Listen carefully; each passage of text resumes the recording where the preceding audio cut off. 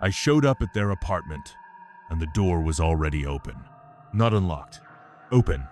Like someone had just walked through it seconds before me. We'd been talking for 3 weeks, met on a gaming forum. Same taste in everything, movies, music, the kind of late-night conversations where you forget what time it is. They seemed completely normal. A little quiet, maybe, but normal. They'd invited me over to hang out, watch a movie. Nothing weird about it. I'd done it before with people I met online. You get a feel for someone after 3 weeks of daily messages. So, I drove over, found the building, walked up to the 3rd floor, and the door was open. I knocked anyway, called out. Nothing. I remember thinking maybe they just stepped out for a second. Maybe they're taking out trash. I pulled out my phone and sent a message. Hey, I'm here. Doors open? I watched the screen. Delivered. Then immediately seen. But no reply. I stood there for maybe 30 seconds. Then I pushed the door open a little wider and stepped inside. The apartment was dim. One lamp on in the corner. TV off. I could see into the kitchen from the entrance dishes in the sink. A half-eaten meal on the counter. Recent. Steam still coming off a mug. I called out again. Nothing. That's when I noticed some. There were 2 mugs, 2 plates, like someone had been eating with them. Right before I arrived. I told myself, roommate. Easy explanation. They probably have a roommate I don't know about. I pulled out my phone again. I'm inside, is that okay? Should I wait? Seen immediately. No reply.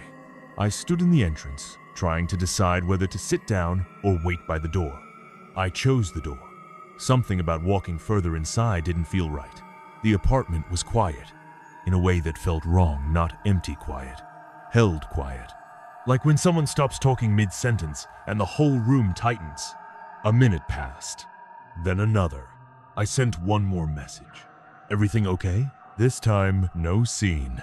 Just delivered. Like the phone had been put down. I was about to leave when I heard it. A sound from the back of the apartment. Down the hallway, past the kitchen. Not loud, not dramatic. Just a shift. Like weight moving on a floor. One step, then stillness. I froze. Hello?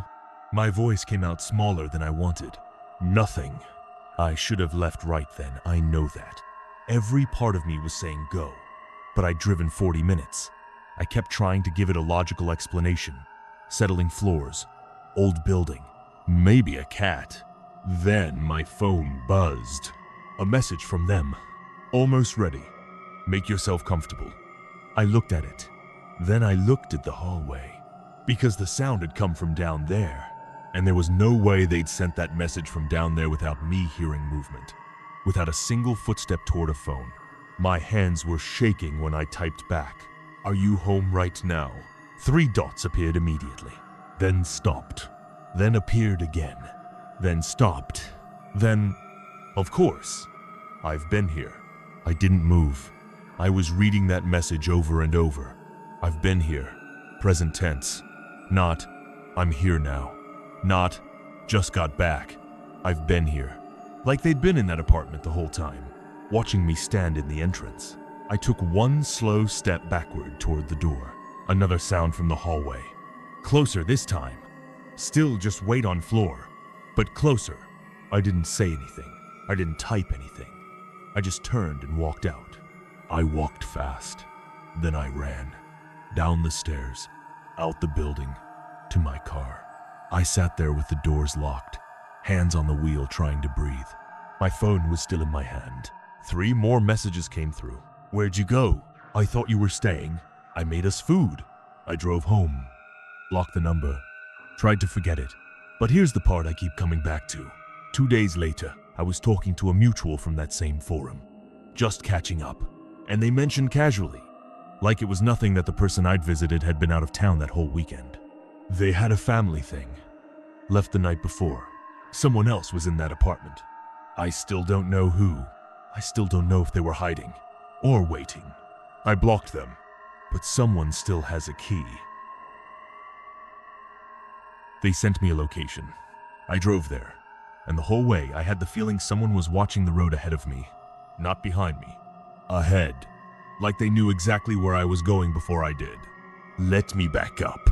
I'd connected with this person through a photography group online. They said they knew a location abandoned building. Incredible light in the evenings. The kind of place that's impossible to find without someone showing you. Photographers talk like that. You build trust around shared obsession. I'd seen their work. It was real. It was good. So when they offered to share the location, I said yes, without thinking too hard. They sent a pin. No address. Just a pin dropped in an area outside the city I vaguely recognized. Industrial. Not far. Maybe 25 minutes. I told myself I'd be quick. In and out. Golden hour photos. Back home before dark. I started driving. The first thing that felt strange, and I almost missed it, was a message they sent while I was on the road. Don't take the highway. Side roads are better. I hadn't told them I was taking the highway. I read the message twice. Then I looked at my GPS. It had me on the highway, not the side roads. How did they know? I typed back. How'd you know I was on the highway? No reply. Just delivered. Sitting there. I switched to side roads. I don't know why. I think part of me wanted to seem easygoing. I told myself it was probably just a guess. Photographers who know the area always say that avoid the highway, take the back way, better light on that route. But the feeling didn't leave. 15 minutes in, the road got narrower. Trees on both sides. The pin on my GPS was still ahead, maybe 10 minutes, but the road didn't look like it was leading anywhere developed. I slowed down. Then, another message came through. You're almost there. Look for the water tower. I looked up from my phone. There was a water tower directly ahead. I hadn't mentioned where I was. I hadn't shared my live location. I'd sent nothing since switching roads. My hands tightened on the wheel. That's when I noticed something. My location sharing was on. I don't remember turning it on. It's not something I use. But there it was, active, running, sharing my real-time position. With them, I stopped the car. I sat there in the middle of this narrow road. Trees on both sides. Water tower ahead. Trying to think. When had I shared my location? I went back through the conversation. We'd talked for weeks. Mostly photos, technique, spots we'd visited, normal stuff. Then I found it.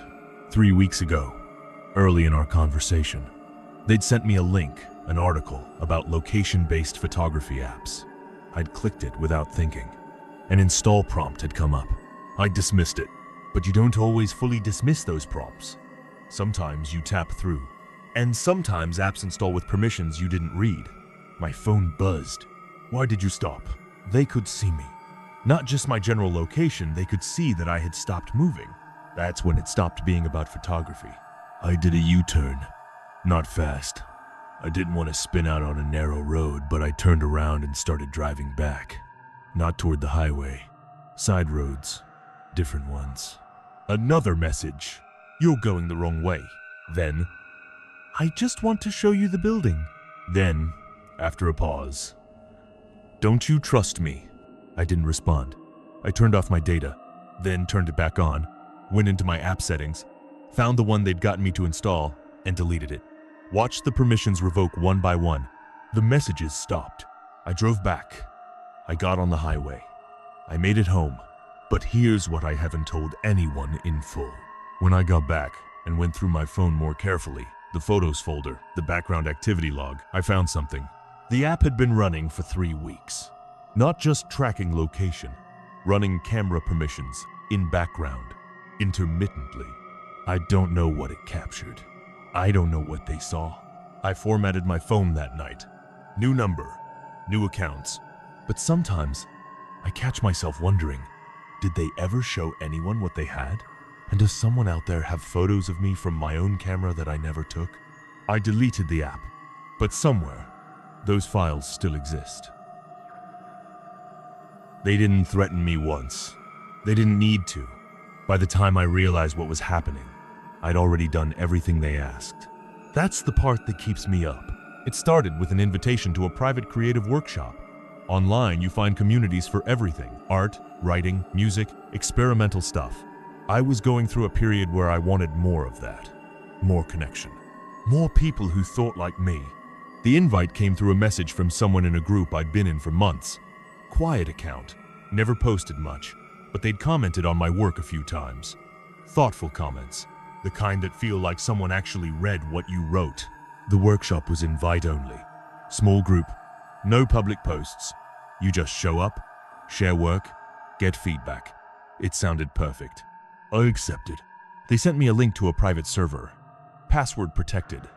I entered it. The server had about 12 people. All creative types. Writers, artists, soft lighting in their videos. Real faces. It felt legitimate, it felt warm.